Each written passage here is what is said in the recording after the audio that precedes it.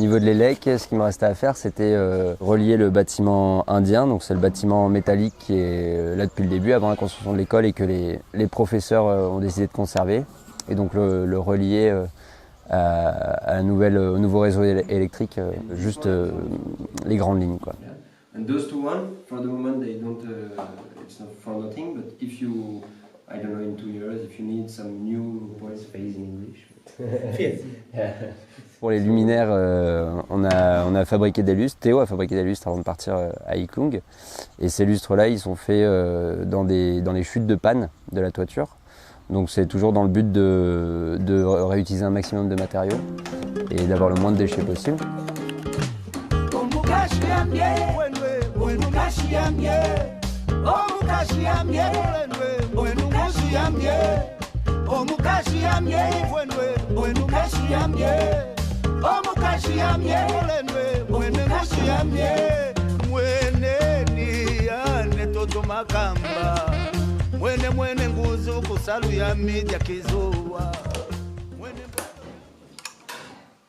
Et voilà, c'est terminé.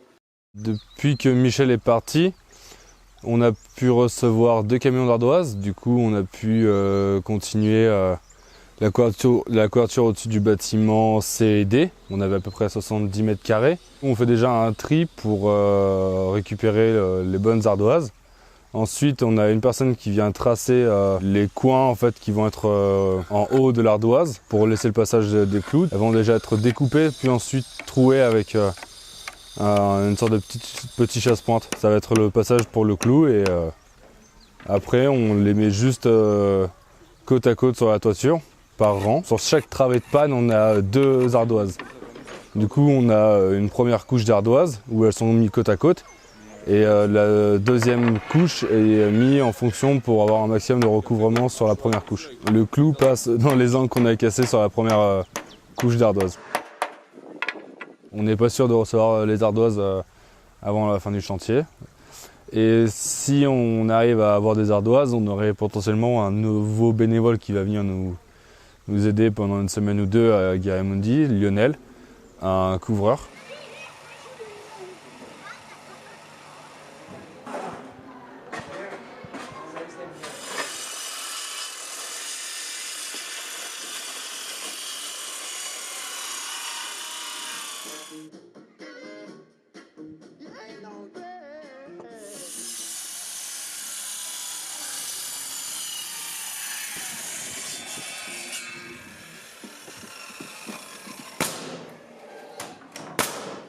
Là, je suis en train de faire le bardage sur les bâtiments en extérieur. Entre les pannes, on a fait une sorte de petit chevêtre.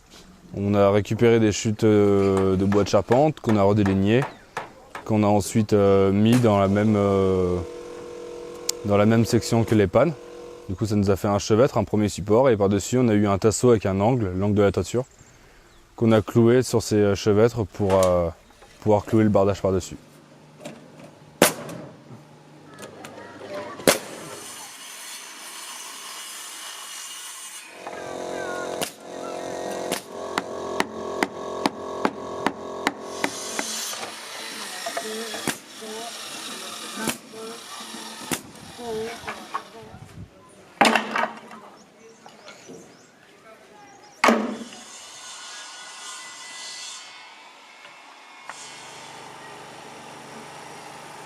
Le dallage, c'est assez simple, c'est sur la coursive intérieure.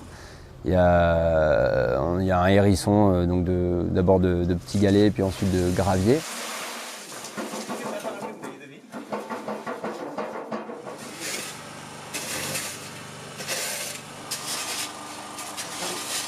Sur ces 2 couches-là, on pose le mortier. Donc le mortier, c'est de la terre et de la chaux. Et par-dessus, il coule la dalle.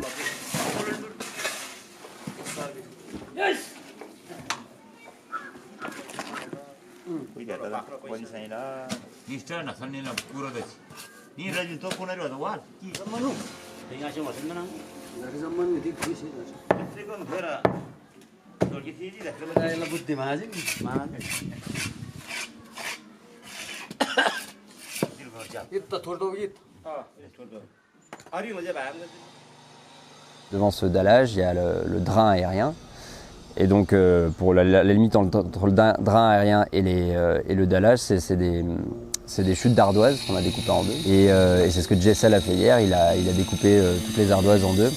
Et qu'aujourd'hui, ensuite, ils vont poser. C'est un chanfrein en fait, qui permet de relier le drain aérien au dallage et de faire quelque chose de fini. Et dans ce drain aérien, ensuite, on met des gros galets voilà, qui permettent de laisser s'écouler l'eau jusque dans le drain enterré.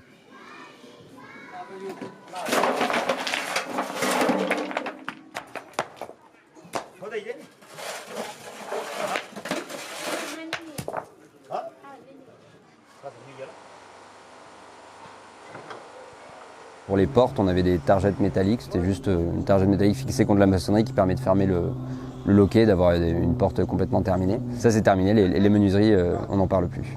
Et ensuite, c'est plein de petits détails de finition à faire avant la fin du chantier, style nettoyer quelques taches de salpêtre sur les murs qui sont apparues au cours des 3 ans de chantier, remblayer de la terre à certains niveaux du bâtiment pour éviter qu'il y ait des flaques qui se forment pendant les saisons de pluie. Creuser encore une petite partie du drain en bas du mur de gabion. Voilà, c'est plein de petits détails, pas forcément très intéressants, mais qu'il faut faire avant le chantier. On va faire une grosse fête pour l'inauguration. On mettra la musique et puis on va faire des ateliers pour les enfants, style comme on fait en colonie de vacances, quoi, plein de mini-jeux comme ça avec un bénévole qui sera par stand et qui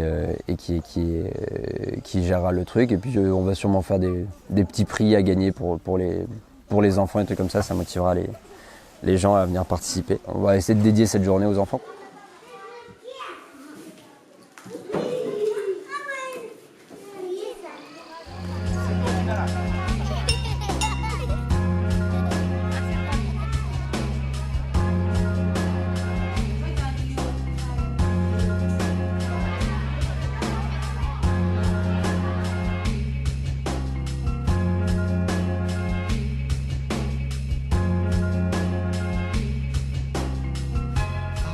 So forgiving. I am so forgiving. I am so forgiving.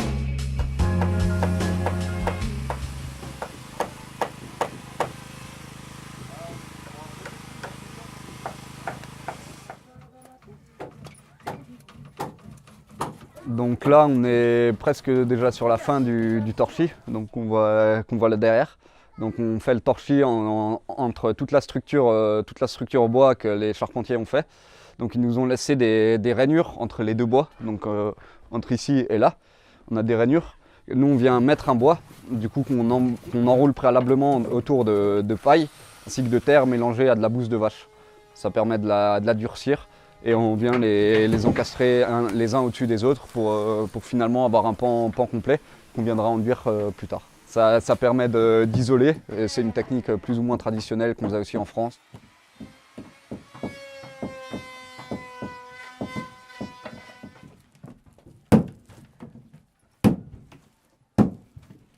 Moi, soit je coupe le bois à la bonne longueur, suivant s'il y a quelqu'un qui vient le couper ou pas. Ou sinon, alors je prépare les autres rainures qui ne sont pas encore faites. Luc s'est occupé de faire l'échafaudage en bambou. Donc on avait été récupérer le bambou dans la forêt et là du coup maintenant il en a fait un échafaudage pour pouvoir permettre de travailler en hauteur pour les coyots justement et aussi surtout pour le torchis, pour pouvoir, pour l'enduit qui va aller par-dessus le torchis.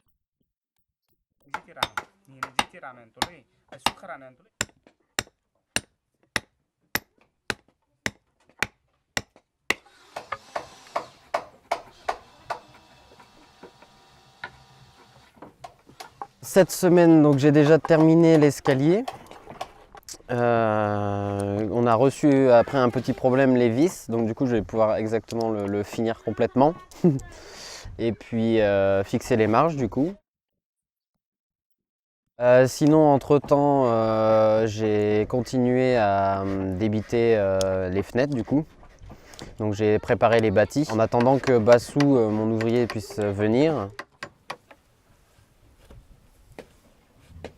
Maintenant qu'il est disponible, il vient faire les bâtis avec moi. Et donc j'ai tracé les bâtis, je lui ai montré comment il fallait faire, comment couper. Et du coup maintenant il a compris le truc. Et donc du coup je peux le laisser un peu en autonomie sur certaines étapes.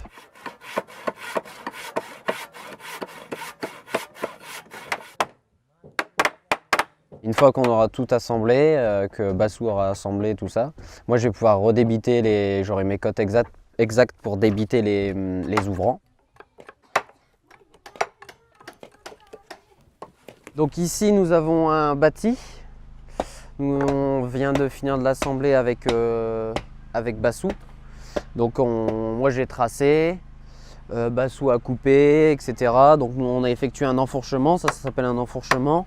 Et donc là, ici on effectuera deux perçages de trous là pour mettre les chevilles qu'il est en train de fabriquer.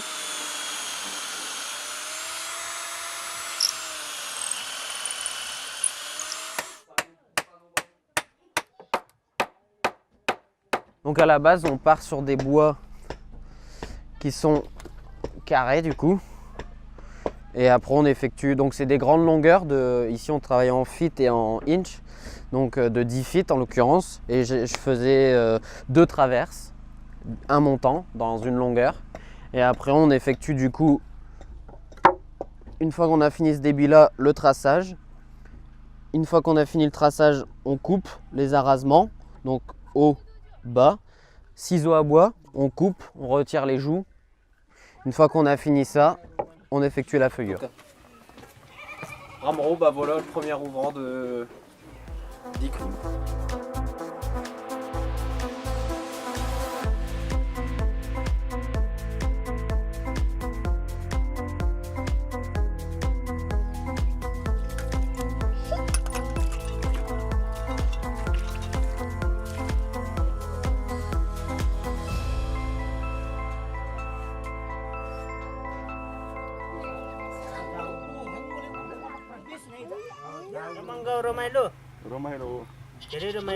Alors du coup je suis revenu parce que je voulais dire au revoir aux habitants juste avant que ma mission se termine, prendre le temps pour prendre 3-4 jours pour leur dire au revoir et puis voilà, simplement pour leur dire au revoir. On relativise par rapport à notre mode de vie qu'on a en Occident, hein. C'est sûr que quand on voit comment ils vivent ici et comment on voit nous, le décalage qu'il y a c'est effarant quoi.